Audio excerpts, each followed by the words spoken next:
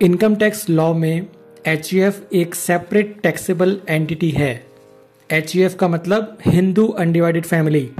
HUF status में business setup किया जा सकता है और सेपरेट अर्निंग सोर्स भी बनाया जा सकता है।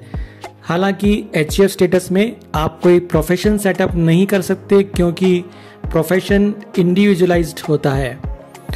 नॉर्मली एक एचयूएफ में टैक्स पेयर, उसका स्पाउस और अनमैरिड चिल्ड्रन शामिल होते हैं। हालांकि एचयूएफ स्टेटस के लिए बच्चे होना कंपलसरी नहीं है।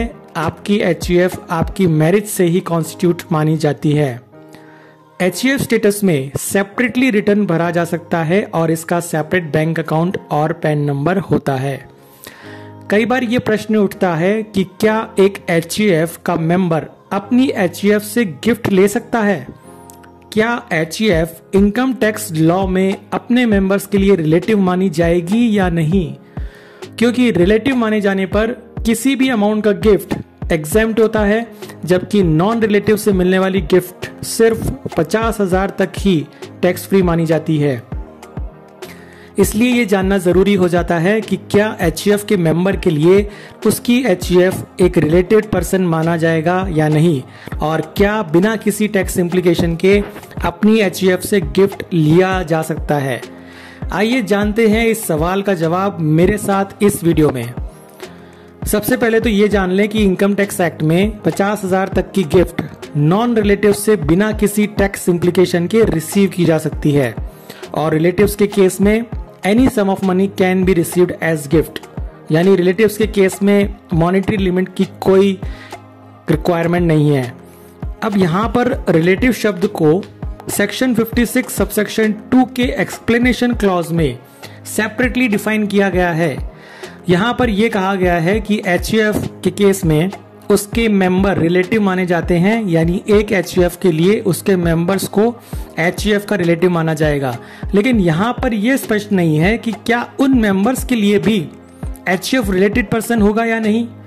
इंडिविजुअल असेसी के केस में रिलेटिव टर्म को सेपरेटली डिफाइन किया गया है, लेकिन अब चूंकि एचयूएफ के केस में तो उसके मेंबर्स को एचयूएफ का रिलेटिव माना गया है, लेकिन इंडिविजुअल मेंबर्स ऑफ एचयूएफ के लिए एचयूएफ रिलेटिव है या नहीं, इस बारे में कोई क्लियर मैंडेट लॉ में नहीं है।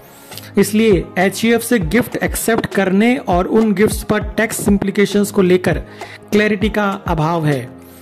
इसके लिए हमें कुछ केस लॉज में दिए गए जजमेंट्स को स्टडी करना होगा। सबसे पहले इस विषय में जो एक प्रोमिनेंट केस लॉ है वो है राजकोट बेंच ऑफ आईटीएटी का Vineet Kumar Raghav ji by भालोडिया versus ITO Rajkot के केस में। इस केस में ऑनरेबल राजकोट बेंच ने माना कि एचयूएफ ग्रुप ऑफ रिलेटिव्स है। एचयूएफ एक सेपरेट टैक्सेबल एंटिटी है, लेकिन वास्तव में एचयूएफ के मेंबर्स आपस में रिलेटिव ही होते हैं। अतः एचयूएफ को ग्रुप ऑफ रिलेटिव्स ही माना जाना चाहिए। इनकम टैक्स लॉ में इंडिविजुअल असेसी के केस में कुछ स्पेसिफाइड इंडिविजुअल्स को रिलेटिव माना गया है, और एचयूएफ में जनरली वह सभी रिलेटिव्स इंक्लूडेड होते हैं। इसलिए एचयूएफ द्वारा अपने किसी मेंबर को दी गई गिफ्ट रिलेटिव से प्राप्त गिफ्ट ही मानी जानी चाहिए और अकॉर्डिंगली एग्जेम्प्ट होगी।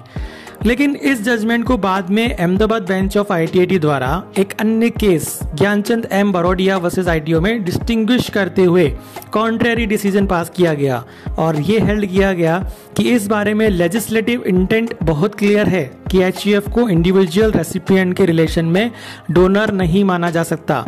इसलिए एचयूएफ से प्राप्त गिफ्ट केवल स्पेसिफाइड मॉनेटरी लिमिट यानी 50,000 तक ही एग्जेम्प्ट मानी जाएगी।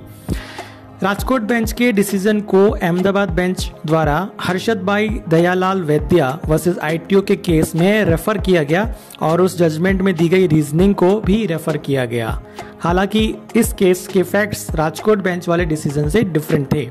एक अन्य मामले आईटीओ वर्सेस एम शोभा के केस में ऑनरेबल आईटीएटी हैदराबाद बेंच द्वारा राजकोट बेंच के डिसीजन को फॉलो किया गया, और ये हेल्ड किया गया कि एचयूएफ वास्तव में एक ग्रुप ऑफ रिलेटिव्स ही है, और इसलिए एचयूएफ से प्राप्त गिफ्ट को रिलेटिव्स से प्राप्त गिफ्ट ही माना जाना चाहिए।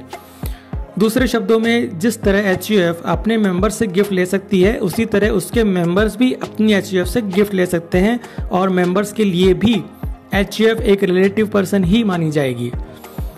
तो इस तरह हमने देखा कि इनकम टैक्स लॉ में एचयूएफ अपने मेंबर से कितने भी अमाउंट की गिफ्ट एक्सेप्ट कर सकती है, क्योंकि एचयूएफ के लिए उसके मेंबर्स रिलेटिव होते हैं। जहां तक इंडिविजुअल मेंबर्स ऑफ एचयूएफ के हैंड्स में एचयूएफ से प्राप्त गिफ्ट की टैक्सेबिलिटी का सवाल है, इस बारे में ज़्यादा डिसीजंस अवेलेबल नहीं हैं और कुछ डाइवर्जेंट व्यूज़ भी हैं।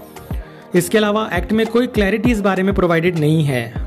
ऐसे में निश्चित तौर पर यह कहना मुश्किल है कि क्या एचयूएफ से प्राप्त गिफ्ट भी रिलेटिव से प्राप्त गिफ्ट के समकक्ष मानी जाएगी या नहीं। जैसा मैंने आपको बताया कि इस बारे में राजकोट ट्रिब्यूनल का फेवरेबल जजमेंट है, जिसे आगे आईटीएटी हैदराबाद ने भी फॉलो किया है। तो इन दोनों केसेस को स्क्रूटनी या लिटिगेशन के समय पर रेफर किया जा सकता है, लेकिन फाइनल डिसीजन असेसी के केस में ज्यूरिसडिक्शनल अपीलेट अथॉरिटी का ही होगा। तो फिलहाल यही एडवाइजेबल है कि एचयूएफ से प्राप्त गिफ्ट की मॉनेटरी लिमिट 50,000 से एक्सीड ना की जाए, ताकि इस बारे में न केवल टैक्स इंप्लीकेशंस बल्कि पॉसिबल स्क्रूटनी और लिटिगेशन को अवॉइड किया जा सके। तो ये थी एक महत्वपूर्ण जानकारी जीएसटी से, इनकम टैक्स से रिलेटेड। इसी तरह टैक्सेशन से जुड़ी और भी बहुत सी updates, tax knowledge, discussions, query resolutions आदि के लिए देखते रहिए the tax express by Abhishek Goyal. Channel को सब्सक्राइब करना और बेल आइकन प्रेस करना ना भूलें। धन्यवाद।